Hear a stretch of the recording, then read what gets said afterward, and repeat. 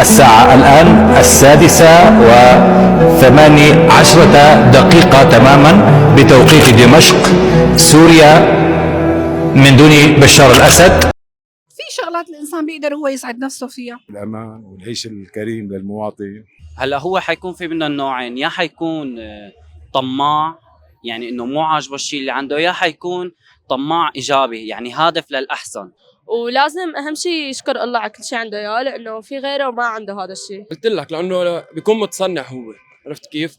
وتكون مثلا طالع مع اهلي مثلا مشوار، او تكون مثلا طالع مع حبيبتي او شيء مثلا. بحس حالي وقت اطلع عندي يكون عندي حفله بالعراضه الشاميه وعم اوصف للعريس وعم مساوي فرحه للعالم، هي اكبر سعاده لإلي. وقت بوصل لاولادي بلاقيهم سعداء ويعني قادر احقق لهم نوعا ما جزء كبير من متطلباتهم، هي السعاده عندي. له تعلم اجتهد دروس هيك يعني مشان الواحد يغير من نفسيته ويغير من حياته كمان. هلا والله حسب، يعني في كتير تفاصيل. السعادة كلمة كبيرة وبتعني كتير لكل واحد فينا، وكل شخص بحسها بطريقة مختلفة. في ناس تنبسط لما بتنجح بشغلها أو توصل لأحلامها، وناس تانية بتلاقي السعادة بالهدوء وبالراحة مع الناس اللي بتحبهم، وفي ناس بتفرح لما بتشوف غيرها مبسوط وسعيد. السعادة شعور حلو بفرح القلب، كل واحد فينا لازم يدور عليها بطريقته الخاصة.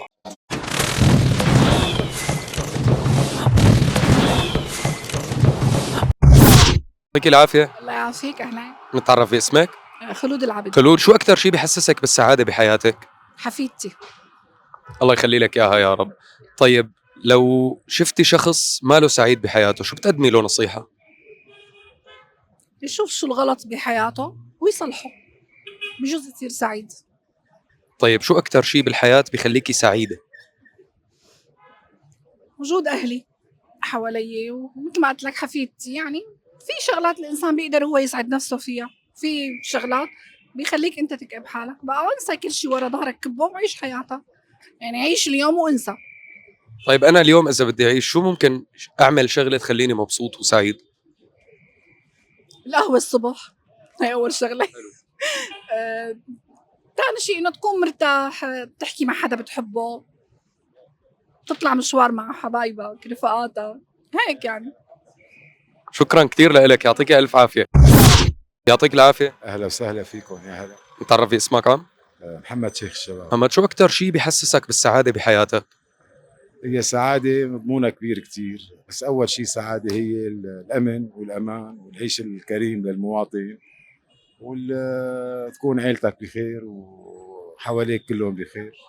هي السعادة بحد ذاتها. طيب إذا شفت شخص كئيب، شو ممكن تقدم له نصيحة لتخليه شخص سعيد وتغير حياته؟ في مثل صغير بيقول إرضاء الناس غاية لا تدرك. بتمنى الواحد يرضى ربه حتى ربه يرضى عليه، بيضل سعيد بحياته، لأنه شو ما بيساوي للعالم ما في حدا عاجبه، بيصير عنده اكتئاب. متى ما كان راضي ربه وراضي حاله يكون سعيد طيب ممكن شخص يكون سعيد بحياته بس ما له راضي عن كل شيء؟ طبعا يكون. طب ليش؟ ظروف العائلية، الظروف المحيطة اللي فيه، هو معه مصاري مثلا وسعيد بحياته وكل شيء عنده، إلا السعادة بتكون في مشاكل يعني عنده، بتروح السعادة منه. يعني مشكلة صغيرة بتروح السعادة تبع اللي عايش فيها. شكرا كتير لك، يعطيك ألف عافية. يعطيك العافية. يا ميتا هلا، تفضل. نتعرف باسمك؟ اسمي حسن بكاش. حسن، شو أكتر شي بحسسك بالسعادة بحياتك؟ الصراحة أكتر شيء بحسسني بالسعادة بحياتي هي حقق الأحلام اللي ببالي وحقق هدفي من الحياة وأرضي غيري، يعني يكون ساعد الناس اللي حوالي وأرضي حالي. طيب في عندك هدف معين هلا حابب يتحقق؟ شو هو؟ هلا أنا حاليا خلصت بكالوريا، بدي أدرس حقوق وبتمنى إنه أنجح بهالفرع، فحابب فوت حقوق اقتصادية، يعني ما فوت إنه محامي عادي، فأعمل شيء مميز بالمجال اللي أنا فيه. هذا هو هدفي. إن شاء الله يا رب، الله يوفقك. طيب ممكن شخص يكون سعيد بحياته لكن مو راضي عن كل شيء؟ إيه، هلا هو حيكون في منه النوعين، يا حيكون طماع يعني انه مو عاجبه الشيء اللي عنده، يا حيكون طماع ايجابي يعني هادف للاحسن، هو رضيان باللي عنده بس انه بده اكثر وعم يسعى فيه. وفي النوع الثاني اللي عنده بس مو عاجبه شيء، هذا النوع سلبي جدا بالحياة. طيب لو جبت لك شخص كئيب وقلت لك قدم له نصيحة ليغير حياته وتصير حياته سعيدة، شو بتقول له؟ يعني شخص كئيب يحط هدف ويمشي وراه، احتمال بس يوصل له يفرح فيخلص من هذا الكأب ويحط الهدف يكون قريب منه، كرمال اذا فشل ما ييأس اكثر ينهار. فاذا حط هدف قدامه قريب ووصل له دغري بسرعه فحيحس بشعور انجاز مو طبيعي، انه انا خلص عملت شيء مفيد بحياتي، ريحت حالي، بسطت حالي. هذا هو هدف. معناتها نصيحتك انه يحط هدف ويحققه. ايه، يحط هدف ويحققه، بس يكون قريب من قدراته، يعني باللي بيمكن عليه بقدره انا يكون قريب منه، فوقت يحققه حيحس حاله انه كتير عمل انجاز فخم وجميل. شكرا كثير لك، يعطيك الف عافيه. يعطيك العافيه. ميرسي، الله يعافيك. متعرف باسمك؟ لارا. لارا، شو اكثر شيء بحسسك بالسعاده بحياتك؟ جمعة رفقاتي وأهلي لما يكونوا معي ولما أكون بمناطق اللي أنا بحبها. طيب ممكن شخص يكون سعيد بحياته لكن مو راضي عن كل شيء؟ ما في شخص سعيد وما راضي، السعيد أكيد يكون راضي، ولازم أهم شيء يشكر الله على كل شيء عنده إياه، لأنه في غيره ما عنده هذا الشيء، فأهم شيء يكون راضي على اللي عنده. طيب هلا انا بشوف ناس كتير سعيده بالحياه بس مو رضيانه، يعني شو ممكن يكون السبب؟ لأنه ما أنا مكتفية وما أنا شايفة غيرها، إنه في عالم تتمنى اللي عنده، فهن لازم إنه يشكروا الله، أو أحيانا ممكن يضطروا يجربوا مثل ما غيرهم عايشين مشان يحسوا بقيمة اللي عندهم. طيب اذا جيت لعندك انا وقلت لك انا كتير كئيب بحياتي، شو ممكن تقدمي لي نصيحه مشان صير سعيد؟ ما تقنع حالك انك مكتئب، يعني اذا انت كل يوم الصبح بدك تفيق تقول انا متضايق انا زعلان، طبيعي هيك تكون. لازم انت تبسط حالك باقل الاشياء، ما ضروري باشياء ماديه، يعني بجماعتك مع اهلك مع رفقاتك بكل شيء. معناتها الواحد ينبسط باللحظه اللي عايشها، ينبسط كل شيء عنده شو قد ما كان قليل، يعني وطالما انت مبسوط باللي عندك وعم تشكر الله، الله اكيد بده يزيدك ويعطيك اكثر. شكرا كثير لك ولنصايحك الحلوه. يعطيك العافيه. الله يعافيك. متعرف اسمك؟ اسمي حمزة. حمزه، شو اكثر شيء بحسسك بالسعاده بحياتك؟ انه الواحد يكون حقيقي بحياته، ما يكون متصنع، تصنع لانه ما بيخلي الواحد يعيش مرتاح. هيك يعني. طيب ممكن شخص يكون سعيد بحياته بس ما له رضيان عن كل شيء عم يعيشه؟ ما في، لا ما بعتقد. ليش؟ قلت لك لانه بيكون متصنع هو، عرفت كيف؟ والمتصنع ما بيعيش حياه، يمكن يعيش حياه مثاليه بس هو من جوا فاضي بيكون. طيب لو قلت لك في شخص كئيب وانت لازم تقدم له نصيحه يغير فيها حياته ليصير سعيد، شو بتقول له؟ شيء يعمل بحياته غير بحياته انه يتقرب من رب العالمين، هذا اهم شيء. ممكن هي تساوي ارضاء ذاتي. يشتغل على حاله، لانه القعده بالبيت هي اللي بتسبب الكآبه غالبا. عرفت كيف؟ شكرا كثير لك حمزه، يعطيك الف عافيه. يعطيك العافيه. يا هلا. متعرف اسمك؟ كنان كريمة. كنان، شو اكثر شيء بحسسك بالسعاده بحياتك؟ وتكون مثلا طالع مع اهلي مثلا مشوار، او تكون مثلا طالع مع حبيبتي او شيء مثلا. طيب ممكن شخص يكون سعيد بحياته بس مو رضيان عن كل شيء؟ ممكن يلاقي شغلات مثلا انه تسعده، يلاقي شغلات يلتهى فيها مثلا. طيب ليش ممكن يكون سعيد بس مو رضيان؟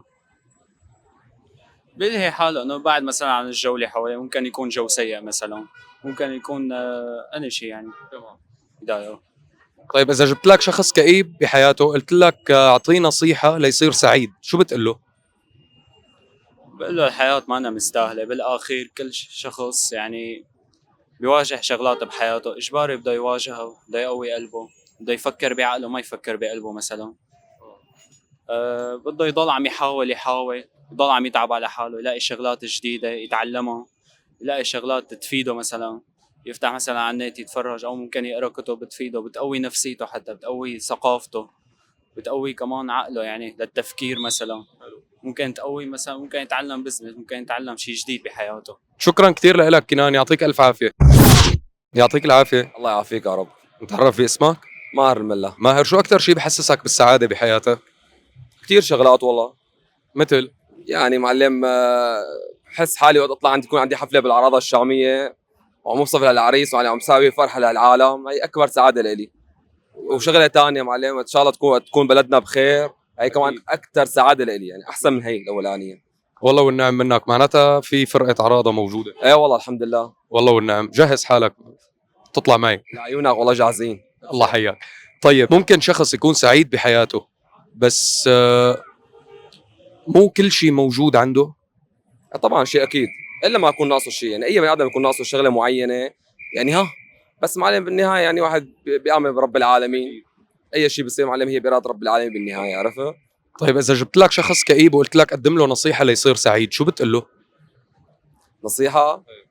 خلاص اذكر الله معلم لحاله بصير سعيد، ما في داعي. يعني نصيحة اجتماعية مثلا بحياته ممكن يغير شيء، هو تقلب حياته من تعيسة لسعيدة. معلم هي صعبه شوي، بس معلم بالنهايه اي بني ادم بده ينسى، يعني اي بني ادم ينسى الماضي يعني بتقدم لقدام، ان شاء الله بيكون يعني السعاده اكثر اكثر واكثر. طيب شكرا كثير لك ماهر، يعطيك الف عافية. يعطيك العافية. يعافيك، اهلا وسهلا حبيبي. نتعرف باسمك؟ محمود الطبيلي. والنعم محمود، شو أكثر شيء بحسسك بالسعادة بحياتك؟ والله انا يعني وقت بنظر لاولادي بلاقيهم سعداء، ويعني قادر احقق لهم نوعا ما جزء أو كبير من متطلباتهم، هي السعاده عندي. بسعادتهم بسعد. الله يخلي لك اياهم يا رب. طيب ممكن يكون شخص سعيد بحياته بس مو راضي عن كل شيء؟ هلا اكيد يعني اكيد الاشخاص السعداء مو راضيين عن كل شيء، شيء طبيعي يعني كل واحد ما يرضى عن كل شيء، بس بده يكون قنوع يعني. طيب إذا قلنا ليش، في عندك تفسير؟ يعني ما كل ما يشتهي المرء يدركه، تجري الرياح بما لا تشتهي سفنه. يعني السعاده دوما ما يعني مو قمه السعاده، في فرق بين السعاده وبين قمه السعاده. صحيح. يعني اجباري منغصات بالحياه موجوده، يعني اهم شيء القناعه يعني. صحيح. طيب إذا جبت لك شخص تعيس بحياته، قلت لك قدم له نصيحة تغير له حياته ليصير سعيد، شو بتقول له؟ والله يقبل بوضعه، بيكون اسعد الناس. هو حاول يسعد نفسه، يعني احيانا السعاده ممكن تصنعها انت بغض النظر عن اي ظرف من الظروف. يقبل بالامر الواقع، اكيد رح يكون سعيد ان شاء الله. شكرا كثير لك، يعطيك الف عافية. يعطيك العافية. الله يعافيك. نتعرف باسمك؟ يوسف. والنعم يوسف، شو أكثر شيء بحسسك بالسعادة بالحياة؟ يعني بكل شيء انه نصير احسن الناس ونصير بكل شيء احسن ان شاء الله، وكمان يعني نصير بكل شيء بوضع الاقتصادي يعني وكل شيء يعني. تمام. معناتها انت اذا صار معك مصاري بتكون سعيد؟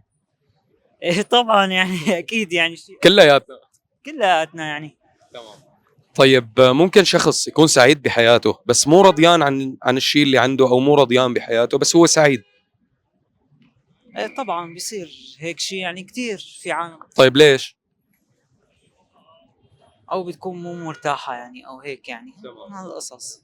يعني بتلاقي شخص سعيد بحياته بس هو مو رضيان. إيه مو رضيان يعني مو رضيان انه ما عم تتحسن احواله مثلا الماديه او شيء يعني هيك يعني. تمام. طيب اذا جبت لك شخص كئيب وقلت لك قدم له نصيحه ليصير سعيد، شو بتقول له؟ بقول له تعلم، اجتهد، دروس هيك يعني مشان الواحد يغير من نفسيته ويغير من حياته كمان. تمام. طيب اذا واحد عامل كل شيء، سعيد ومتعلم ومعه مصاري، ولقيناه كئيب، شو بنقول له؟ مثلا بالصلاة، بالعبادة هيك يعني. حلو. ويفوت على الجامع ويقرأ قرآن وهيك يعني وبكل شيء يعني. شكرا كثير لك، يعطيك الف عافية. يعطيك العافية. الله يعافيك عروسي. نتعرف باسمك؟ هادي من حلب، جاي زيارة الشام. والله والنعم، بتنور الشام. هادي، شو أكثر شيء بحسسك بالسعادة بحياتك؟ هلا والله حسب، يعني في كتير تفاصيل نحن بس ركزنا عليه هون نحقق السعادة يعني. والسعادة يعني بتعرف انت في لها كتير تفاصيل. أكيد. بس حققنا من جهتي بقى، بس حققت جزء بكون حققت السعادة كلها. تمام. فيك تذكر لي شغلة من الشغلات أنت إذا صارت معك بتكون سعيد؟ هلا مثلا والله ما شو اقول لك، في كتير يعني كل واحد حسب يعني. هلا بالنسبة لي من ناحية السعادة النفسية. حلو. أنا بس كنت من نفسي مرتاح بالدنيا كلها. حلو. أي بالنسبة لي. ممكن يكون شخص سعيد بحياته بس ماله رضيان عن كل شيء؟ ممكن. طب ليش؟ بجوز ما بيقدر يحقق هالسعادة، حتى لو قد ما حاول قد ما هيك بجوز ما يقدر. تمام.